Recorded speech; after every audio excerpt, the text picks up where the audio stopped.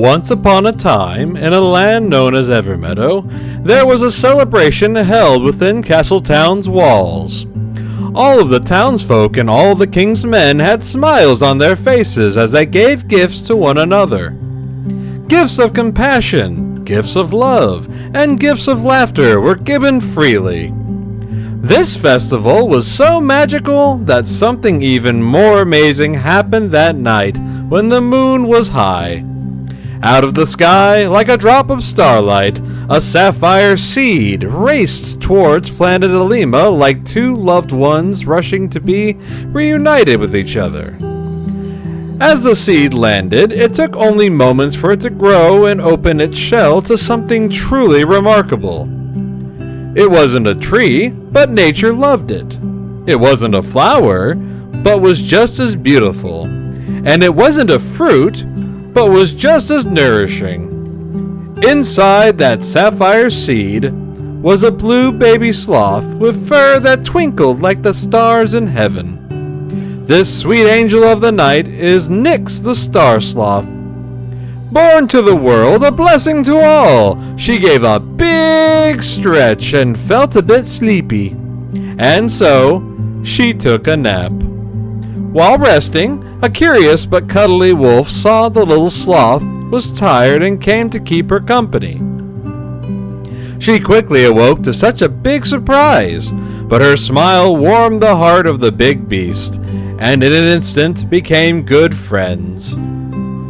Little friend, don't you know there's a big party in town? There will be dancing and flowers and potatoes galore.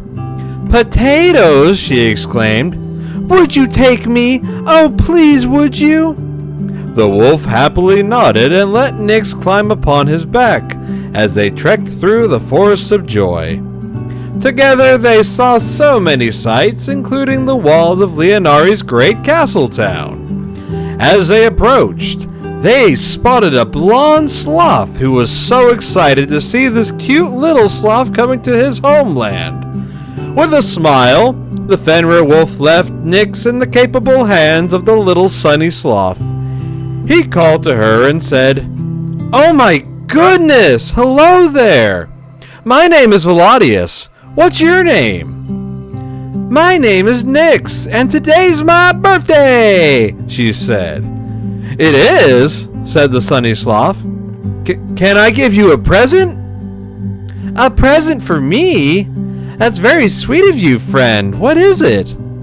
"Well, it's not so much a present per se, as it is me spending the day with you," Veladius said with hope in his heart that was beating faster than ever in his whole life.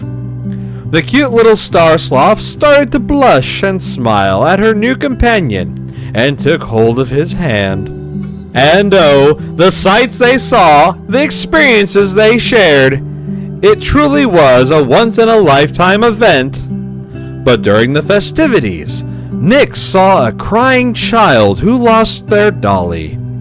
With a smile, she wandered over to the child, still as ever, until the child held the star sloth, and soon after, their crying turned to joy with this act of compassion.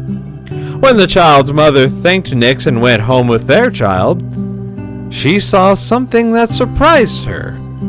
A man was staring down at a rose he had bought that day before the woman he adores, contemplating all the things he would say to her. The woman, unaware of the man and with her back turned, was just about to leave the park. Not on this sloth's watch!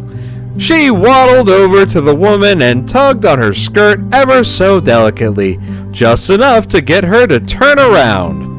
When she saw her nervous boyfriend thinking about her and holding the gift, she lifted his chin and planted a big kiss on his face. All in a day's work, thought the little sloth. But then, Nyx could hear the sounds of chuckles and chortles nearby, and saw a comedian take his bow and leave the stage. A golden opportunity, she thought, as she wandered on stage. She faced the crowd, who were waiting with bated breath, as she started a joke. Why was the sloth laying in snow? She asked. When they asked why, she responded, It was making a slow angel. Oh, you could hear the roar of laughter and applause all the way in Holyhearth. Accomplished with a grand day, she rejoined Veladius in the rose garden, who held some things behind him. Dearest Nix, he said, today has truly been the best, and you have been so generous to give us all in Castletown the greatest gift of all. I did? Said the blue girl. Oh yes. Even though it's your birthday, you grace this world with your compassion, your love, your laughter, and most importantly, you. We will never be worthy of how wonderful you are. But I was hoping I could still give you something to remember today by.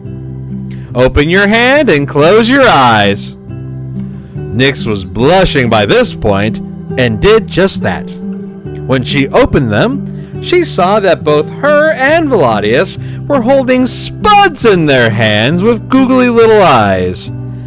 She was surprised and giddy seeing the little tater tots. I thought we could take care of these spuds as our own, help guide them and be there for them. And speaking of potatoes, he said as he draped a shirt over her other hand that paired with the one he would wear. She was speechless, especially as he presented her a little cake for her to enjoy. And enjoy she did. Even though it was her first birthday, it was easily her favorite, and she knew right then and there she wanted to spend many more with the little sloth she kept close in her heart now. The end.